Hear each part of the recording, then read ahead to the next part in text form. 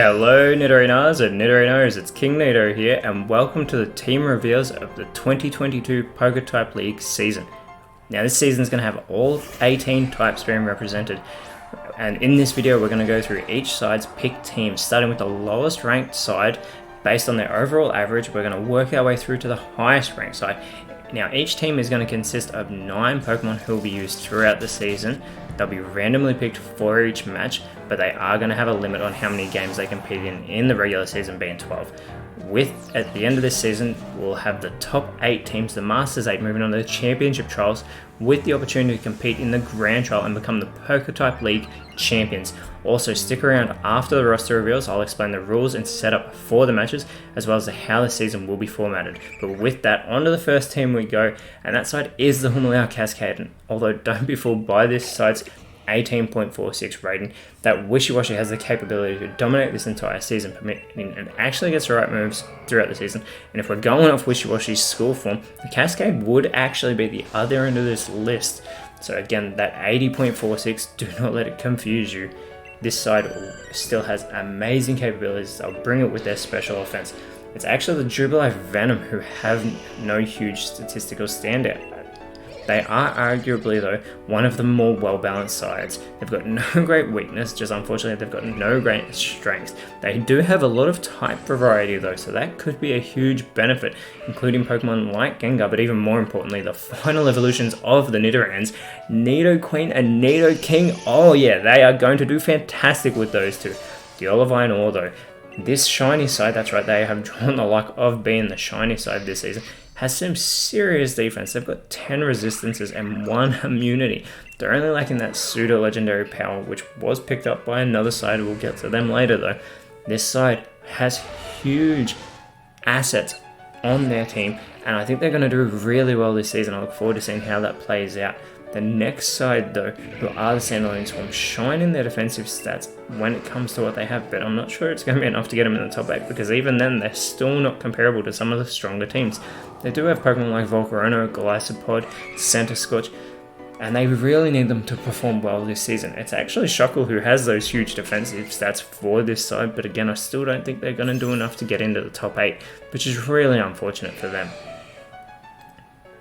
Now the Cinnabar Flare, however, they are a fast side and they can really hit hard. This shiny Darmanitan is going to hit and it's going to hurt, and even then it still has the potential to form change, which is massive. This will surely be an Elite Four side.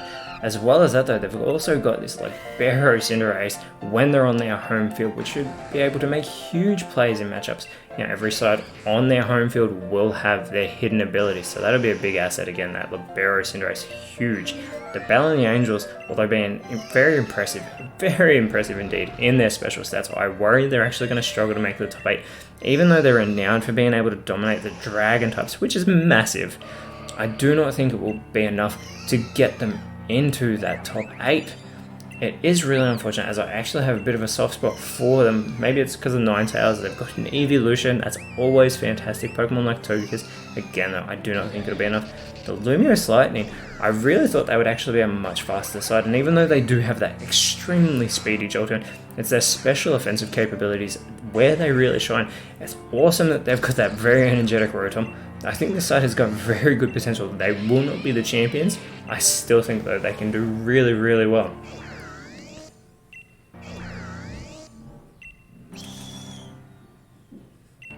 The Coney Spring though, this side has nothing that stands out to me. I think Rillaboom and Sceptile can provide this side with enough to be in the top 8. But with that said, even though they have quite good balance amongst their offensive stats, I just do not see this side doing anything special. They are a mid-tier team, which is really unfortunate. Grass type, very well composed, but balance, the Goldenrod balance, I really look forward to seeing this side. They can take hits with all that health they have, and that stat is a huge outlier for them, for any side.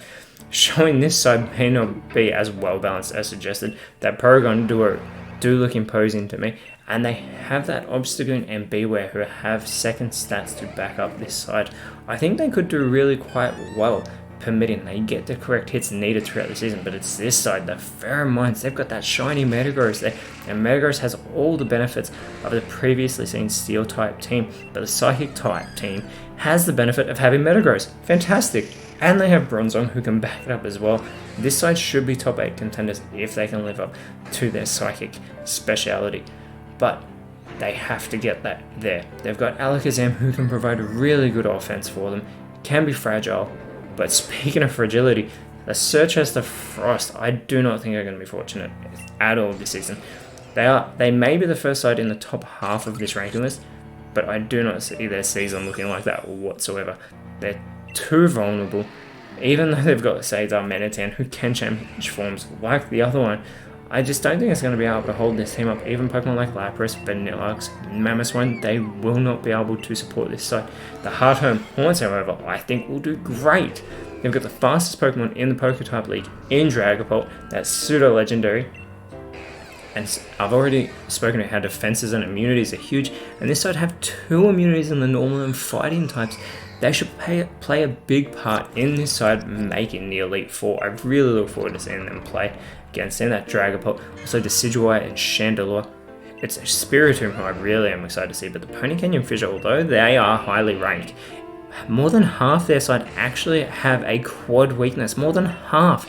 That's huge. That is going to be terrible for them this season.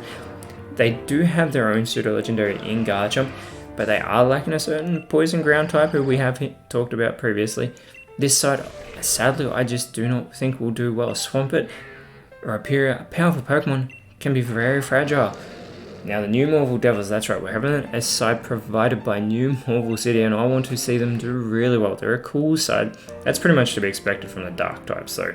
And they're actually really well balanced. I see them being around 5th or 6th. I do not see them being an Elite Four side, unfortunately, so maybe it'll just be 6th, not 5th after all. Still a very cool team, some of the most awesome Pokemon you'll ever see. They've got Crocodile, Hydreigon, Umbreon. The Dooford combats this side are so physical. If they land a punch, it's going to knock out everybody's teeth. Their physical offensive prowess is actually unmatched in the PokeType League, and they've got a few Pokemon who can provide some special offense as well, being in Kommo-o, Blaziken, and Lucario. It's actually Poliwrath who is the only Pokemon who has the physical attack stat of less than 100, and it's at about 95, so that's still a very impressive offensive attack stat. The Pewter Stones, this side, are the largest tanks this season, and they've got that Lord Helix on the side. Surely they're going to make the top 8. But that is as far as they will get. Although Tyranitar is impressive, I expect a lot from some of their lowest side. Don't underestimate those fossils as well as Barbaracle. This side can surprise a lot of people with those Pokemon down there. I really look forward to seeing how they do, especially. Now it is this side, the Shamudi Keepers. These are my picks to win the whole thing and become the champions of the PokeType League. They've got that speed, and they've got the type variety, which would actually make any bird keeper really proud. So all the way from the Orange Islands are my pick, and they've got Pokemon like Dragonite, Charizard, Gyarados, Aerodactyl, Scyther. They're all from Kanto. What am I talking about? But still, this side should be amazing. They are my picks. But rounding out this list are the Opelousas Draconids, who are the highest ranked side. They've got 2 pseudo-legendaries in Salamence and Goodra. But they've also got some lower tier Pokemon. Not to say they're bad by any means, but I only see them being the runner-up this season. They're going to be the 4th and final member of the Elite Four. I just think they're going to fall short in the Championship Grand Trial, which will be unfortunate. I do look forward to seeing this team play though. With that said though, the way the whole season will play out will be in 6-on-6 double battles, where if we go into added time, it will consist of a single battle of the remaining Pokemon on each side. If we get there, those Pokemon will be restored to full health until we have a winner. Now, after that, the ladder will reward 4 points for a win, 0 points for a loss, and 2 points to each side for a draw, and we will have ladder updates at the end of every matchup. There will be no overtime points because these battles will hit overtime much quicker, with each match being streamlined like the legendary bird battle happening on screen right now. That means no finger wagging, no waiting through selection screens, it's all action. The matches will be much smoother. They should actually be quicker than this video, if not thereabouts. Now, the season's going to have 18 rounds. Every team is going to play each side once, and one team they will play twice. That round especially will be round 10, the midway point. At the end of these 18 rounds, we will have our Masters 8 who will have qualified for the Championship Trials. It'll have places 5 to 8 playing for a wildcard slot in the top 5, and then the remainder of the trials will become best of 3 matches where we will crown our Elite 4 and our champion in the Grand Trial. I will be putting out videos every second day all the way up until the Championship Trials. At least that's my goal, with the hope of one day maybe we can get to daily matchups, and then maybe we can have more seasons if that happens. But until then, I'm still super happy with this at the moment, and the plan for this season is to go all the way until Pokemon Day 2023.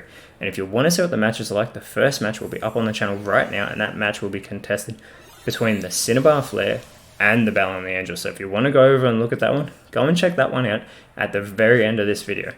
I am super excited for how this season will go. I do not know who's going to win, but regardless, I think it's going to be so much fun. I look forward to all of it. But until next time, Nidorinos, thank you so much for watching. Let us know what team you will be supporting in the comments below.